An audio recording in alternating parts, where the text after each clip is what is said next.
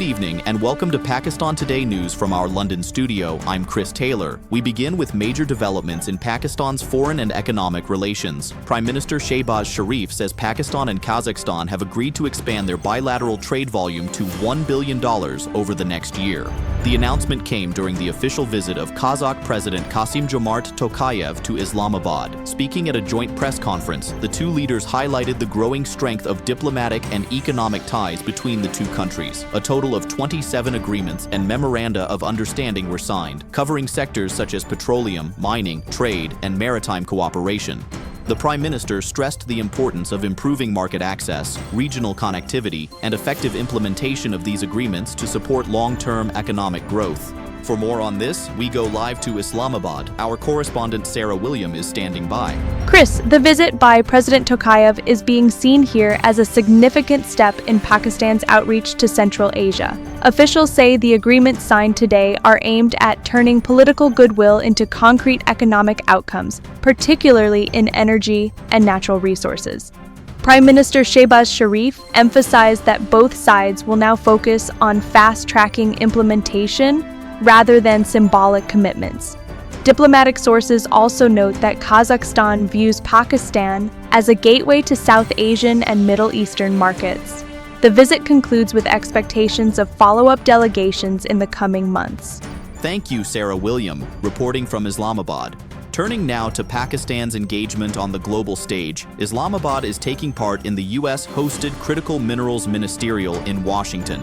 The government is seeking to attract foreign investment into Pakistan's largely untapped mineral sector, which includes copper, gold, and rare earth elements. Officials say participation in the forum helps position Pakistan as a credible destination for strategic mineral investment, while carefully balancing relations with major global powers. Pakistan has already signed around $500 million in memoranda of understanding with U.S. partners and hopes to secure further commitments ahead of the Pakistan Minerals Investment Forum later this year. Observers add that ongoing U.S.-India discussions on trade and minerals are unlikely to negatively affect Pakistan-U.S. relations. Back home, the Punjab government has officially announced public holidays on February 6th and 7th, 2026 for the traditional Basant festival. The decision creates an extended weekend, coinciding with Kashmir Day and Sunday. Chief Minister Maryam Nawaz said the break is intended to allow people to relax and enjoy the festivities. Basant, which celebrates the arrival of spring and is closely linked with kite flying, returns after an 18-year ban.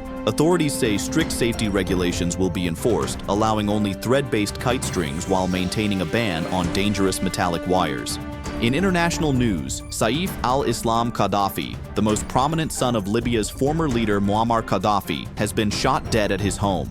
According to reports, 4 unidentified armed men disabled security cameras before carrying out the attack. Saif al-Islam was once considered a key figure in his father's regime and later emerged as a controversial political player, though his influence had waned in recent years. He had been sentenced to death in absentia in 2015 and was also facing international criminal charges. Back to Islamabad, heritage authorities are raising alarm after developers demolished a historic British World War I memorial on Curry Road. The monument, built after 1914 to honor local soldiers, was removed to make way for a commercial housing project. The Department of Archaeology and Museums had refused permission to relocate the memorial, stating it should be preserved at its original site. Officials who visited the area found the mound leveled, with only scattered stone blocks remaining. A report has now been sent to the National Heritage Minister, calling for action against those responsible. On the business front, Pakistan's stock market opened strongly on Wednesday, with the KSE 100 index surging by more than 1,000 points in early trading. By mid-morning, the benchmark index was up around 0.59%. Heavy buying was seen in shares such as K Electric, First National Equities, and Ghani Chemworld. Several textile and financial stocks posted double-digit gains, although a few companies recorded losses. Analysts say healthy trading volumes reflect continued investor confidence.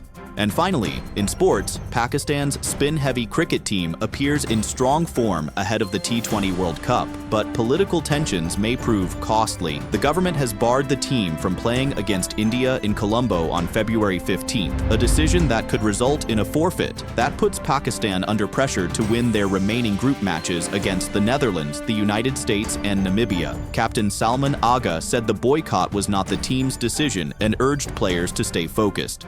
Despite positive preparation and recent series wins, concerns remain over batting consistency. That's all for now.